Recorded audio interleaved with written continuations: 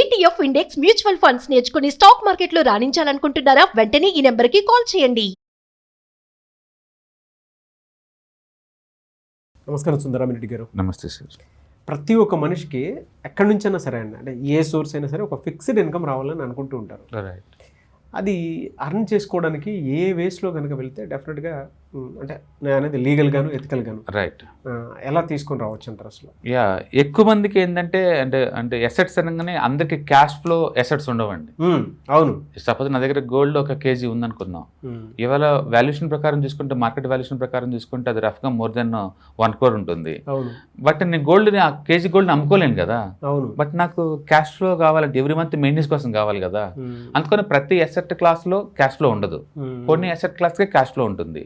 అందుకని ఎసెట్స్ మొత్తం మనం చూసుకుంటే కనుక equity more risk more reward. అది దాంట్లో ఫిక్స్డ్ ఇన్కమ్ ఏమి ఉండదు. అదే నాకు ఎవ్రీ మంత్ 1 lakh కావాలన్నా అనుకో, దాంట్లో ఉండదు. ఎందుకంటే మార్కెట్ డౌన్ అవ్వచ్చు, పెరగచ్చు కదా. అందుకని దీంట్లో ఫిక్స్డ్ గ్యారెంటీ అనే పదం లేదు.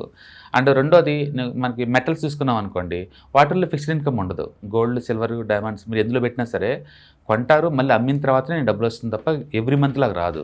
అందుకని మెటల్ సూట్ అవ్వదు. రెండోది రియల్ ఎస్టేట్లో బోల్డ్ రకాలు ఉన్నాయండి. అందులో రెంటల్ ఇన్కమ్ మాత్రం నీకు రెగ్యులర్గా వస్తూ ఉంటుంది, ఒక రెంటల్ది మాత్రమే వస్తుంటుంది అనమాట. అండ్ అది కూడా అందరికీ అంత కంఫర్ట్ ఉంటుంది అనమాట. ఇంక మిగిలిపోయింది డెట్ అనమాట, డెట్ ఫండ్స్ అనమాట. అందరికీ సూట్ అయ్యేది రెగ్యులర్గా గ్యారెంటెడ్గా పలానా తారీఖు కల్లా నాకు డబ్బు కావాలి అనుకుంటే పనికొచ్చేది డెట్ ఫండ్స్ అనమాట. ఇవేంటంటే 100% క్యాపిటల్ గ్యారెంటీ ఉన్న ఫండ్స్ అనమాట. అంటే ఫస్ట్ వన్, దగ్గరలో ఉన్న బ్యాంక్ వెళ్ళండి, మీ ఇంటి దగ్గరలో ఉన్న బ్యాంక్కి. అందులో కనుక మీరు ఫిక్స్డ్ డిపాజిట్ చేశారనుకోండి, యావరేజ్ మీద ఇండియాలో 6 to 7% వస్తుంది. తక్కువ అంటే 6, ఎక్కువ అంటే 7 దాకా రావచ్చు. అండ్ ఈ ప్రైవేట్ బ్యాంక్ కావచ్చు, పబ్లిక్ సెక్టర్ బ్యాంక్స్ ఏదైనా కావచ్చు. కొంచెం ఎక్కువ రావాలి అంటే కనుక స్మాల్ ఫైనాన్స్ బ్యాంక్స్ ఉంటాయి, రికగ్నైజ్ బై ది ఆర్బీఐ అనమాట. 8% దాకా వస్తుంది ఇన్కమ్.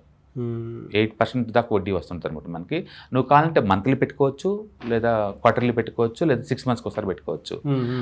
రెండోది, ఒకవేళ ఎక్కువ డబ్బు పెట్టాలి, నాకు మోర్ గ్యారంటీ కావాలంటే జస్ట్ నువ్వు గవర్నమెంట్ ఆఫ్ ఇండియాకి వడ్డీకి ఇచ్చుకోండి. దాన్ని మనం గవర్నమెంట్ సెక్యూరిటీస్ అంటాం, జీ సెక్యూరిటీస్. ఓకే. అది ఎంతైనా తీసుకుంటుంది గవర్నమెంట్. ఎందుకంటే Indian government monthly 1 lakh crore దాకా అప్పులు చేస్తూ ఉంటుంది. ఎందుకంటే టోటల్ బడ్జెట్ వచ్చి 55 లక్షల కోట్లు ఇండియాలో. బట్ గవర్నమెంట్కి వచ్చి ఇన్కమ్ ఎప్పుడు 12 లక్షల షార్టేజే ఉంటుంది అనమాట.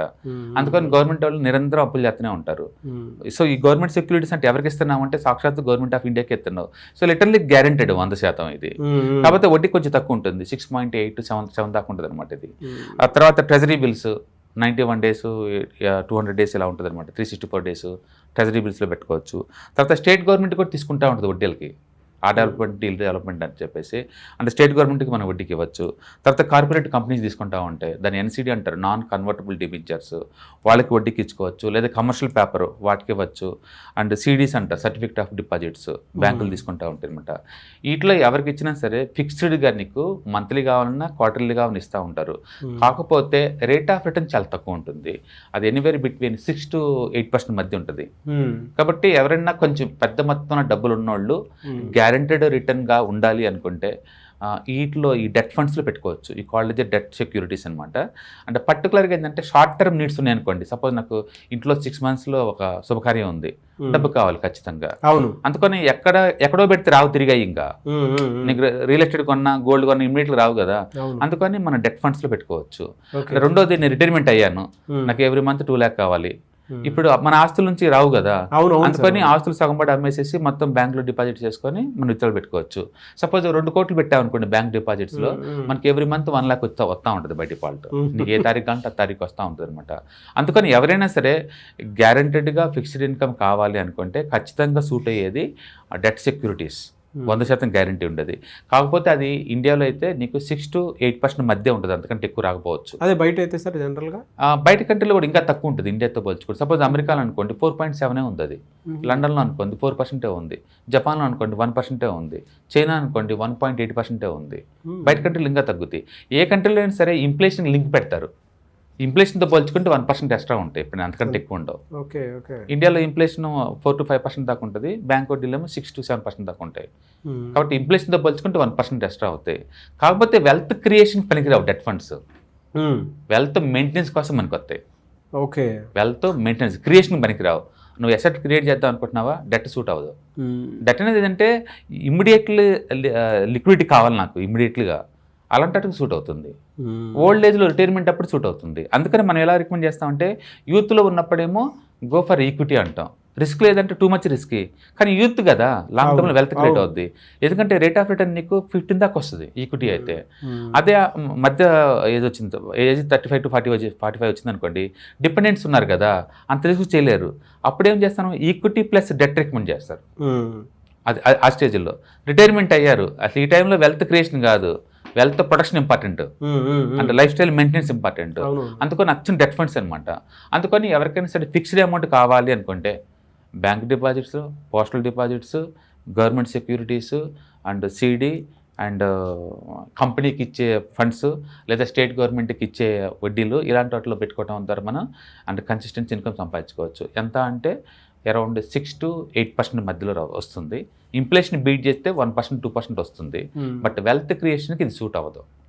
అందుకని యూత్లో ఉన్న వాళ్ళకి అంత రికమెండబుల్ కాదు, కానీ రిటైర్మెంట్ ఉన్న వాళ్ళకి మాత్రం డెట్ ఫండ్స్ ఈజ్ గుడ్ అనమాట.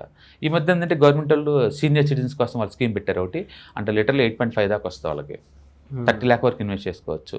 అది కూడా గ్యారంటీ రిటర్న్స్ వస్తుంటాయి, నీకు 3 monthsకి ఒకసారి నీకు ఇస్తూ ఉంటారు. ఓకే, సో అట్లా ఎవరికి వాళ్ళే రిటైర్మెంట్ కల్లా ఖచ్చితంగా ఎవ్రీ మంత్ వచ్చేలాగా ప్లాన్ చేసుకోవాలి. Very good sir, thank you so much. Hi, markets చాలా వాలటిలిటీ ఉన్నాయని భయపడుతున్నారా? మార్కెట్ ఆల్ టైమ్ హైలో ఉందని దూరంగా ఉండాలనుకుంటున్నారా? ఏది రైట్ టైం మార్కెట్లో ఎంటర్ అవడానికి, ఏది బెస్ట్ టైం మార్కెట్లోంచి బయటకు పోవడానికి తెలుసుకోవాలనుకుంటున్నారా? మార్కెట్లో mutual funds, ETFs, index funds ద్వారా మనీ మేక్ చేద్దాం అనుకున్నారా? ఇలాంటి మీ డౌట్స్ కి క్లారిఫికేషన్ కోసం ఈ webinar ETFs, index funds and mutual funds కోర్సులో జాయిన్ అవ్వండి. మీ డౌట్స్ క్లారిఫికేషన్ చేసుకోండి.